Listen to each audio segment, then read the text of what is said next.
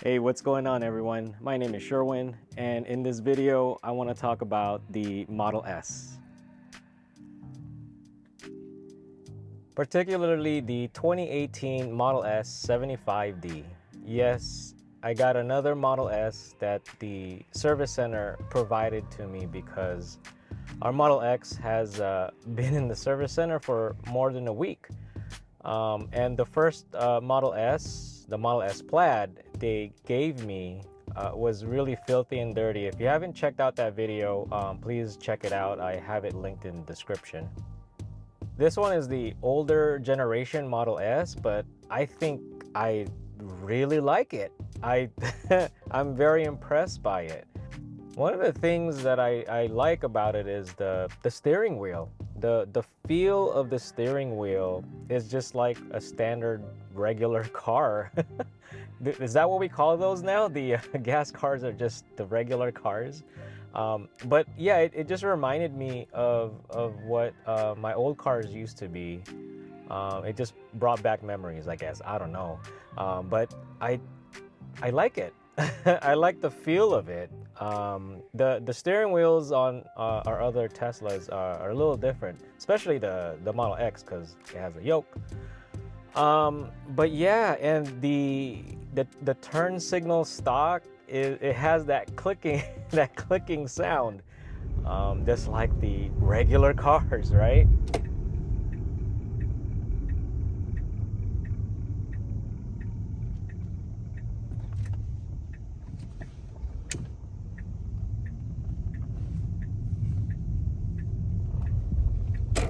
Also, the thing with this car is it has the adjustments for the steering wheel to go up and down and forward and backward. There's actually a stock for it.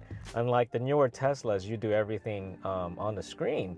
So I was a bit lost when I first got in the car and trying to make some adjustments because it has the traditional stocks. Rather than on the screen, because the Model 3 and the Model Y adjustments of the steering wheel is done on the big screen itself.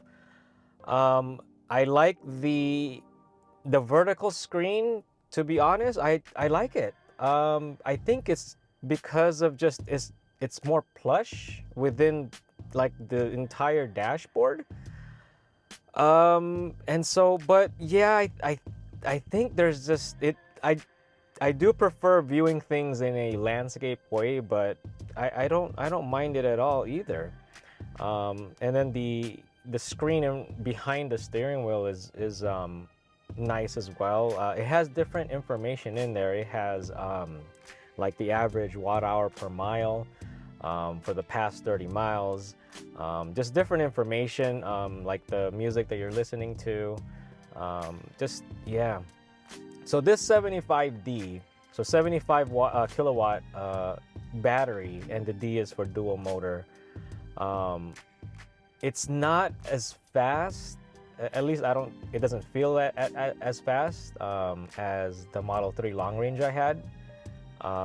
So if you were in the market for this, just keep in mind, and if you've driven more of the newer Teslas, I don't think these are as quick, but it still is pretty efficient. One thing I did notice while it was parked in the garage for about 2 days over the Christmas weekend, we lost about 10% of state of charge. So I think either the age is starting to show, or that's part of the battery degradation. But yeah, 10% seems a lot, especially in it's not temperature controlled garage, but it's not cold either. But 10% is pretty big for just having it sit there in the garage for 2 days. I think that's pretty big compared to our Model Y and Model X. Same garage, like maybe 1%, 2% max per night if it's just sitting there over the weekend when we just don't go out. We would lose maybe 1 or 2%. I don't see it any more than 2%. If anything, 3%, but nothing beyond that per night. but for the most part, we would only lose about 1%. But yeah, so that was a bit odd to me. I don't know what caused it, and maybe it's just newer technology, better battery management system on the newer Teslas. But the other things that I like is that the glove box has a physical button. Oh my goodness. I spent a good minute going through the screen to look for the glove box button, and it wasn't there. And I'm like, how do you open? Turns out there is a glove box, a physical button. Tesla, put these back, please, because I think it's just more convenient. A tiny button, you know, next to the screen or in between the screen and the glove box. Although I guess you can't, because the screens nowadays are the landscape, so the button is gonna be covered by it. Okay, I guess it makes sense. But man, so that's why you have the vertical screen and you have the button for the glove box right next to the vertical screen. I feel dumb. I'm like, maybe I overthought about it. I don't know. So glove box button, really cool. One thing I want to point out too is these loaner vehicles. So this is the second one that magically became available. They don't come with the Sentry Mode USB memory sticks. So Sentry Mode functions, but there's no place to save those files. So just be aware of that. BYOB, bring your own device. BYOD, bring your own device. If you want the Sentry Mode to save onto USB stick or USB memory, it's probably a good idea too, because you know, it's just another sense of security, because if something were to go wrong, at least things are being recorded on a USB device. So just keep that in mind if you know you get a loaner, which is rare from what I've experienced. They don't come with the USB device.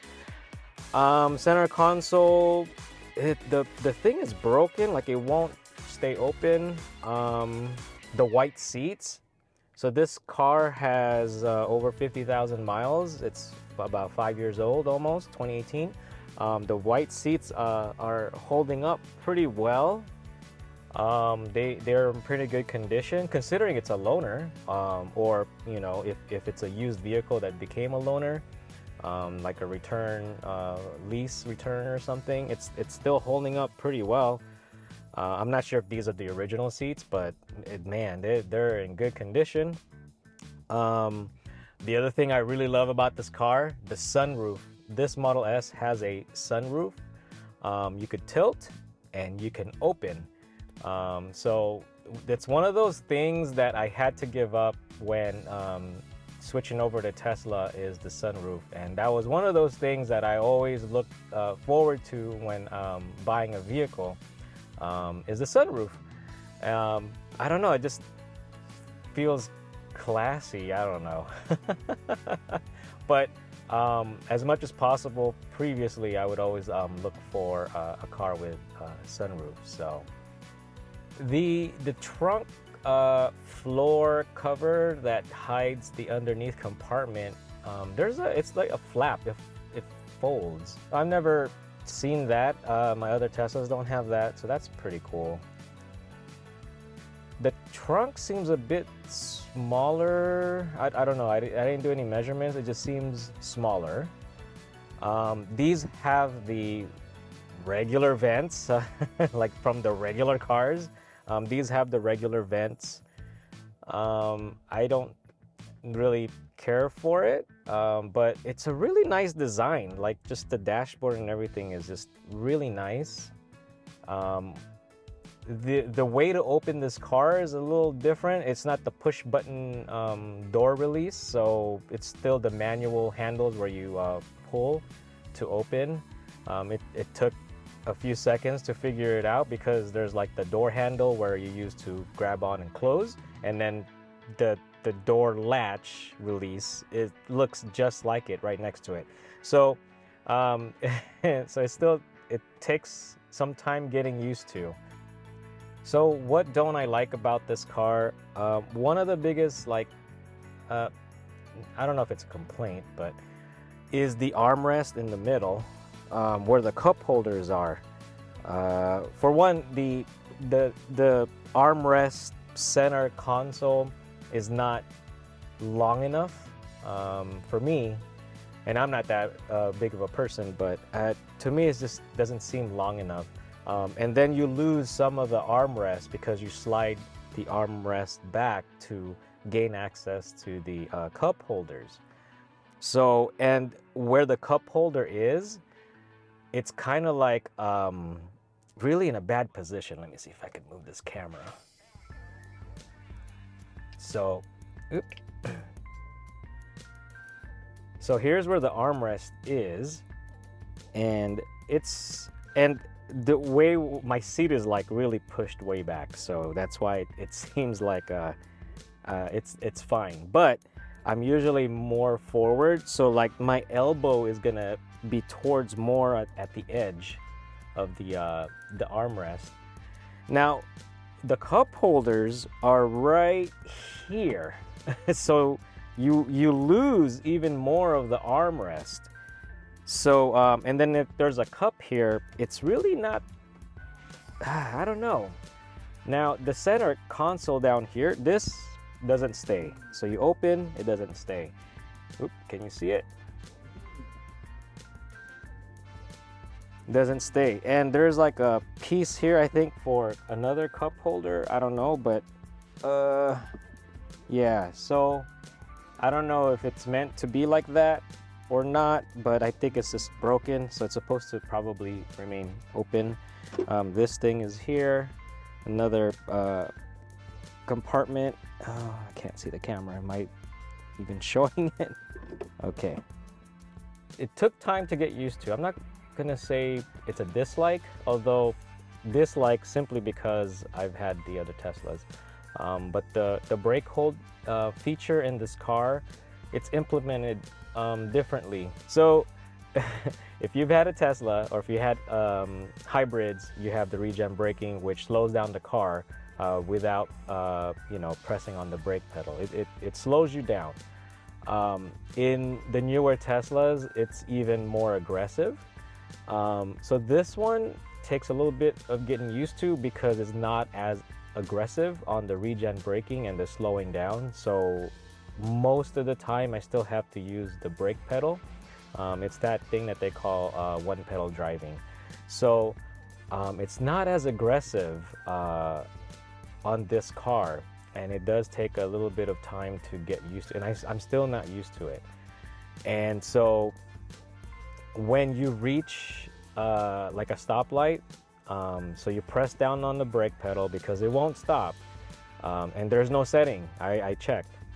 So you have to make sure you look at the screen behind the steering wheel. There's like an H for brake hold, and make sure that that's lit up, because if you're have a tendency, because of your other cars, and your brake hold is not engaged or enabled, you're either gonna roll back or roll forward, because it's kind of like in a neutral state. So just, if you drive these cars, be aware of that. I'm still getting used to it, but I don't have to because I'm returning it. But yeah, so the brake hold is weird, and so you can turn it on and turn it off by just pressing on the brake pedal. So one press will enable it, and then if you press again, it'll disable it. But make sure you keep your foot on the brake, because it's gonna roll. So being that this is a loaner, it also has a 85 miles per hour speed limit restriction, and it will let you know as you get close to the 85 mile per hour restriction. So when you hit about 82 to 83 miles per hour, it's gonna alert you not only through the car, like an audible tone, but your phone app, because your phone is connected to it. My Apple Watch will alert me as well, because when they give you the loaner, they connect your pretty much your Tesla account, which automatically adds the car to your app, so everything is there.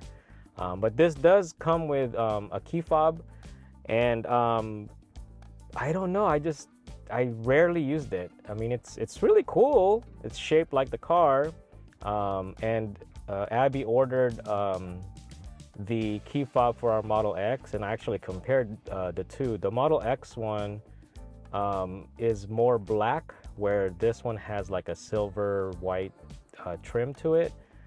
I'm not sure if the Model S and the Model X key fob are the same, but I haven't programmed our key fob yet because, again, we don't have the car. But I just gotten used to the phone app, but she wanted the key fob, and those key fobs barely came back in stock. So, and she bought me one for Christmas, but I might exchange it because I really don't want it, I guess, because she has one already, so I'll just use that. And then I'll probably just trade it in or exchange it for the garage opener for my Model Y. But yeah, so this thing comes with a key fob where you tap on the ceiling and it locks, and then double tap to unlock, something like that. I don't know, I didn't really pay attention because I rarely use it. But yeah, so I think that's pretty much it. I just wanted to talk about this 75D Model S. It looks similar to the current generation Plaid. The only difference is the fog light area. It's a really nice car. I do miss some of the other features. If they were to implement that here, like the brake hold thing, more aggressive regen braking, I think that's really it. Oh, I do like the push button unlocking of the doors from the inside, because the other ones is a bit confusing. The armrest, if they were to redesign that, but keep everything else. I like this old design, the old dashboard design. I like it. I mean, the vents look really cool. It just flows with the design. The screen behind the steering wheel is, like, it makes sense. Not to say that the current generation stuff isn't that great or anything, but I think this has more character. Does that make any sense? I don't know what I'm trying to say, but I think just the design, the interior design of this generation Model S, which is also on the Model X, same generation, is very similar. I think it has more character. It's not as simplistic, but yeah, I like it. I like it. Just I do miss the new features on the newer cars.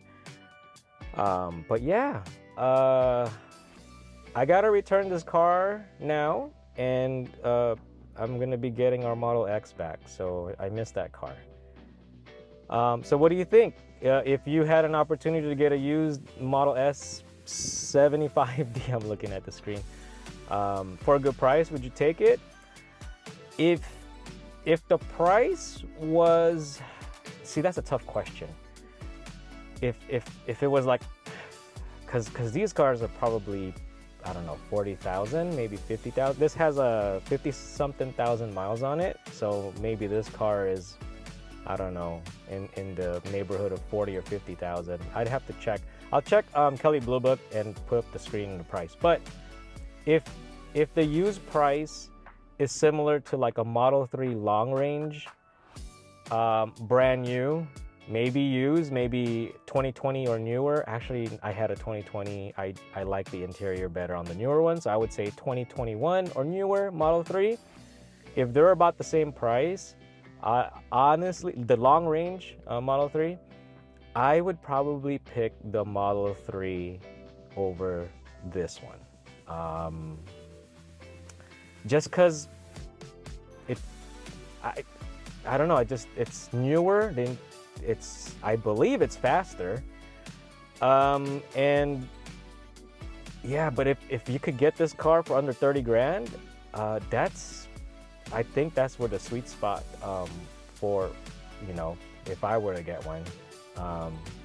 But yeah, it does. I don't think it holds the charge as good anymore. So I think the battery degradation is coming through, or the BMS has improved a lot. The battery management system. I'm not really too sure. I don't know how this car was used previously, but if it was like maybe a brand new battery and it held up the charge better, yeah. I mean, for around 30,000, this would be an awesome car. But anything more than that, I'd consider a Model 3 long range, not the standard range. That's about it for this video. Thank you for watching, and I'll see you on the next one.